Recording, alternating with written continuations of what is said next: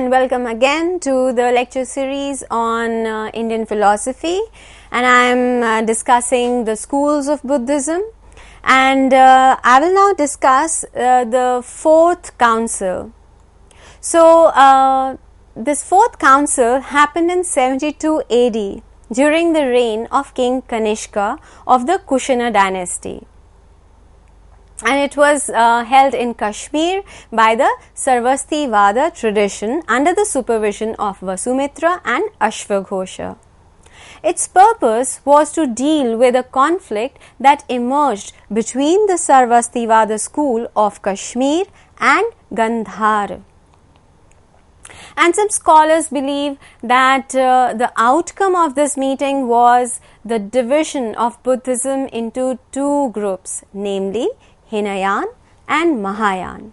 Because if one analyzes, there is no mention of the term Hinayana in the early Buddhist literature, which basically are the Pali Pitakas. In fact, the term appears in the early Buddhist works written in Sanskrit.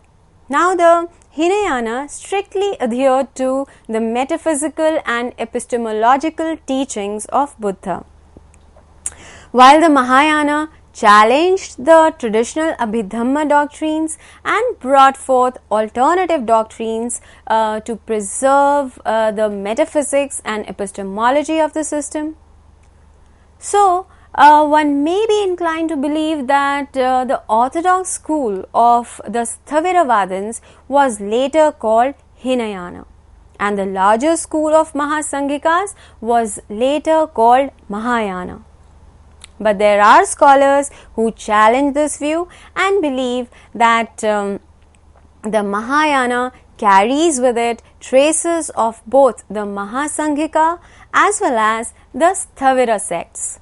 And perhaps the fourth meeting had hardly anything to do with the eventual division between Hinayana and Mahayana. Some scholars believe that all the 18 schools which I mentioned in my last lecture were part of the Hinayana tradition only. So there is a lot of confusion regarding when and how these two schools emerged.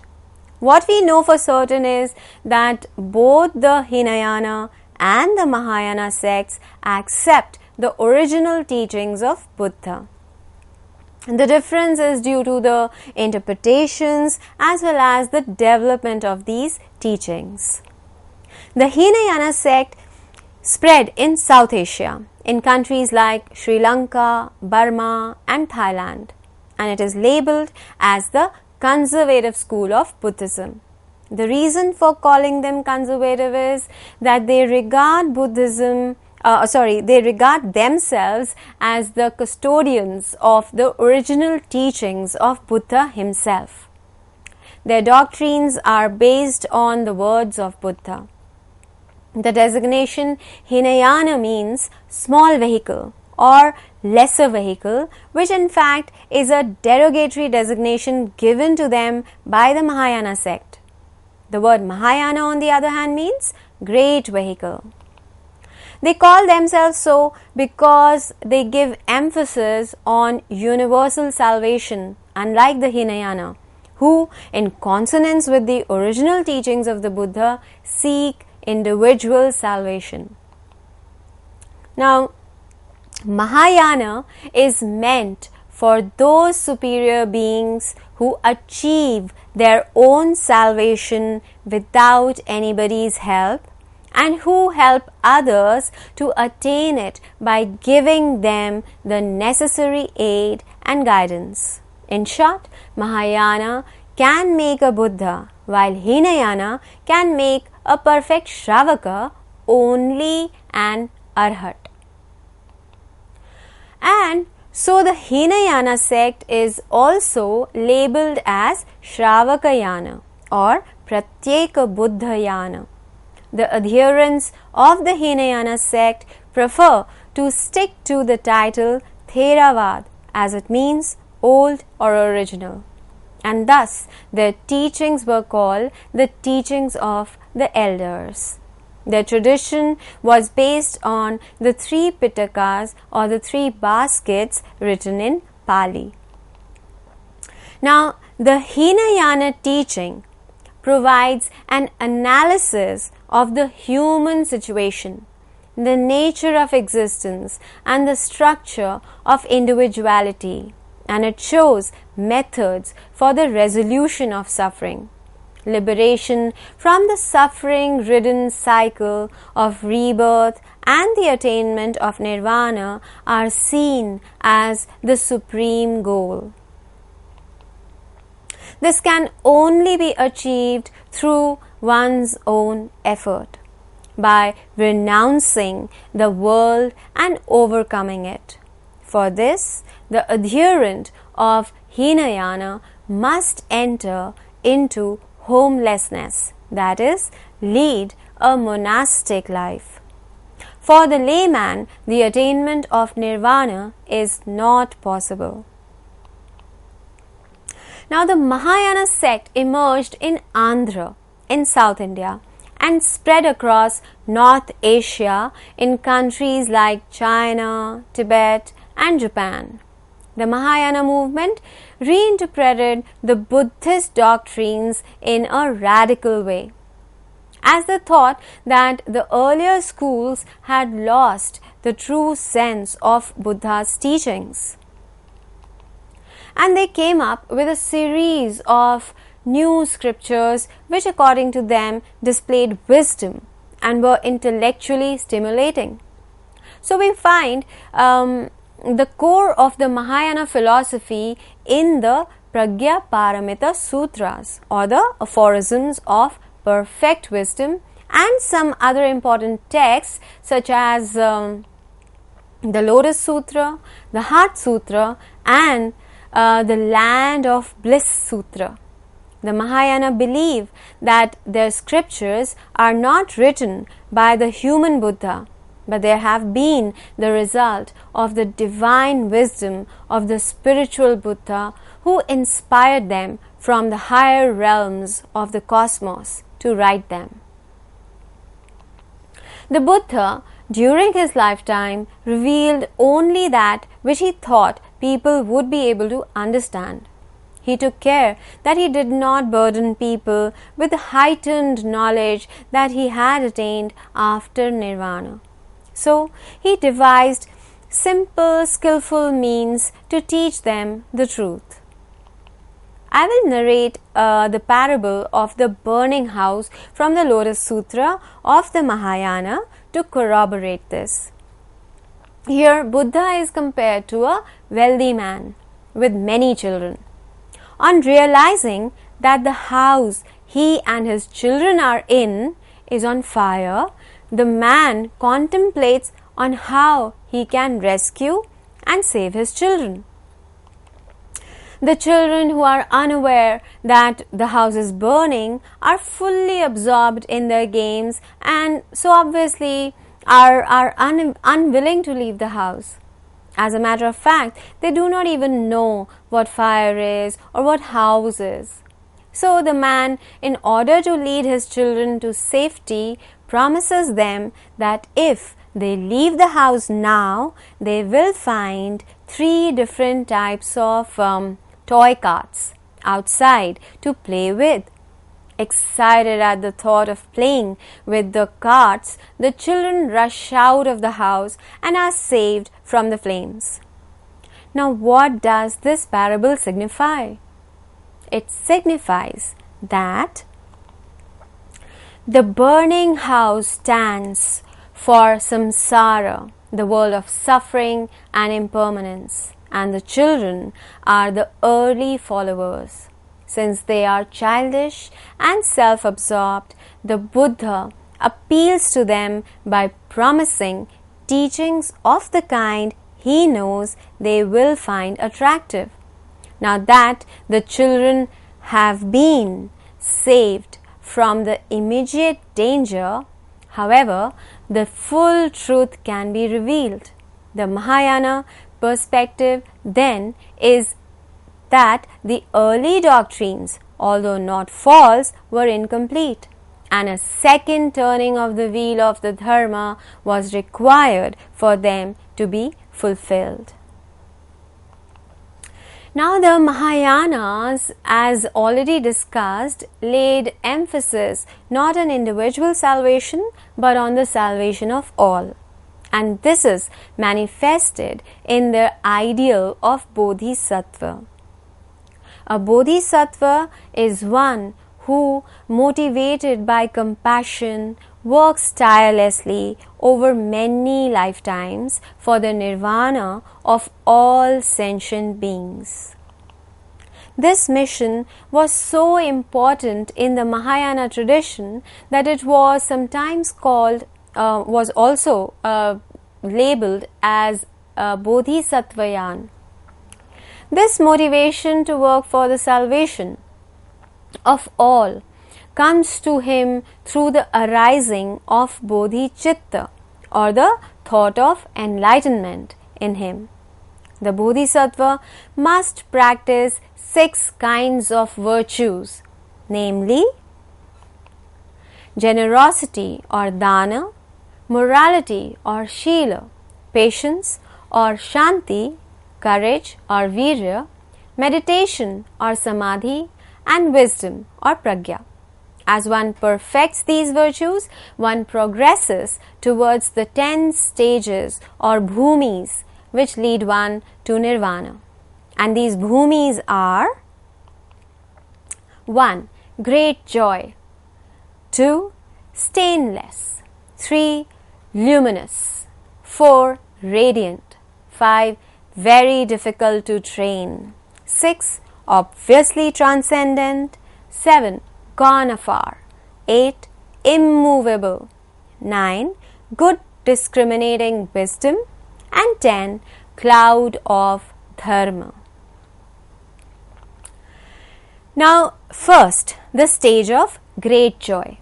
It is said that being close to enlightenment and seeing the benefit for all sentient beings, one achieves great joy. In this bhumi, the bodhisattvas practice all perfections, but especially emphasizing generosity or dana.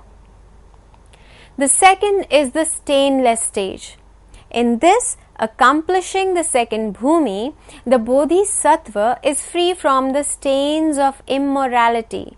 Therefore, this bhumi is named stainless. The emphasized perfection is moral discipline, shila. The third is the luminous stage. This bhumi is named luminous because for a bodhisattva who accomplishes this bhumi, the light of dharma is said to radiate for others from the bodhisattva. The emphasized perfection is patience or shanti. The fourth is radiant.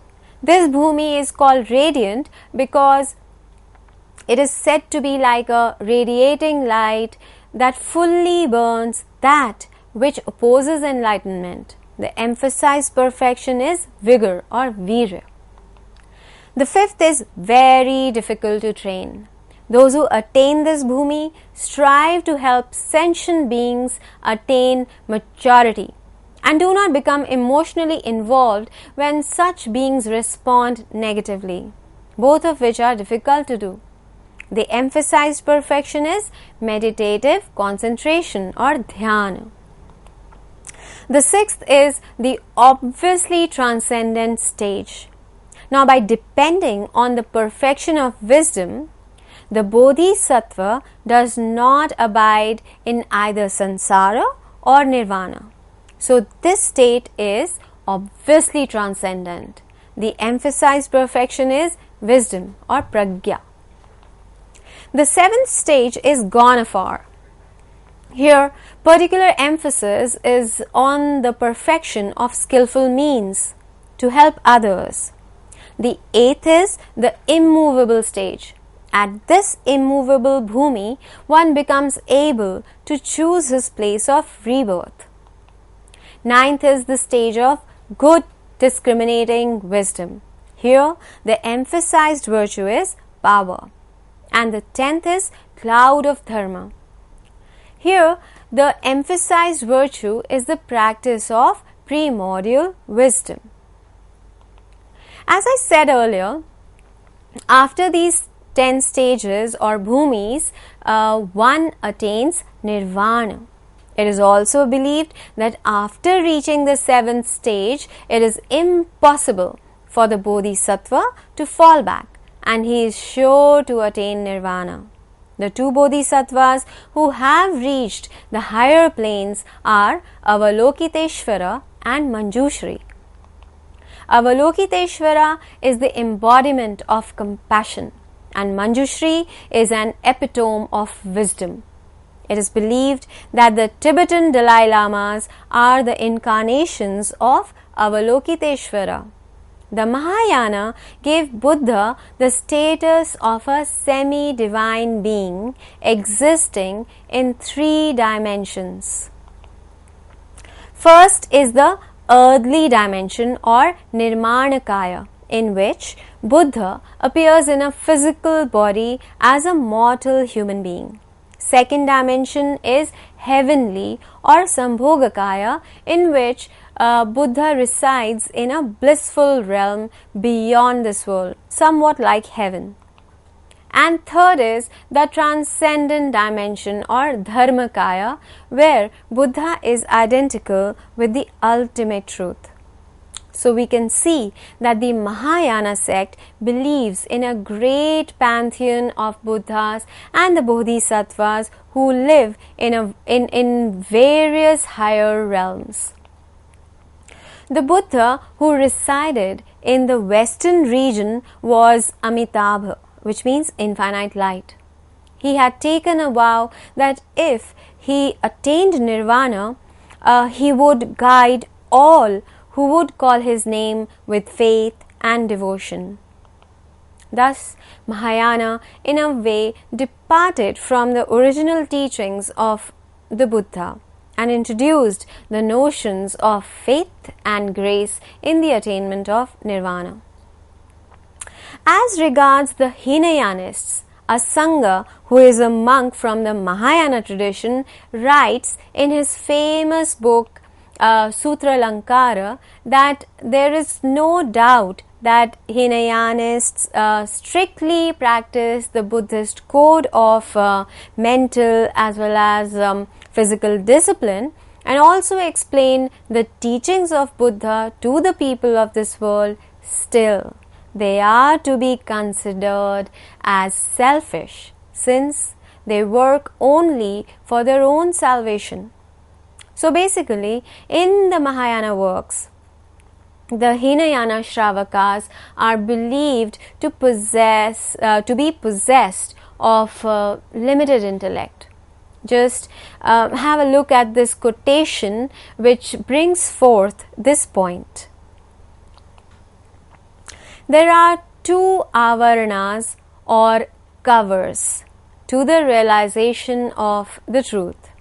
One is the cover of impurities, klesha varna, and the other is the cover of ignorance that shields away the truth, gyeya varna. The klesha varna is removable by the observance of the ethical laws and the various forms of meditation. The Hinayanists, according to the Mahayana works, are taught only the means of the removal of klesha varna, and as such they get free from impurities, that is kleshas, and become arhats. But they are not taught the truth, the exposition of which is given only in Mahayana works, into which their intellect is unable to penetrate, and as such they are incapable of acquiring the highest knowledge for removing the gyeya varna. By the removal of klesha varna, one can realize merely pudgala shunyata, which is absence of individuality, while by removing gyeya varna, one realizes both pudgala shunyata and dharma shunyata, where dharma shunyata means non-existence of all worldly objects. The Mahayanists remove both klesha varna and geya varna, visualize the truth and become Buddhas. And so they thought that they deserved to be called Mahayanists. So you can see that the history of Buddhism and then its division into so many schools and sub-schools is so complex, but at the same time it is fascinating. Now coming back to the two main schools of Buddhism, Hinayana, or rather Theravada, and Mahayana. These two schools of Buddhism developed and branched further to meet the challenges confronting them. So Theravada got divided into Vaibhashika and Sautrantika, and Mahayana was divided into Madhyamaka and Yogacara. And these divisions I will discuss in my future lectures. Thank you so much.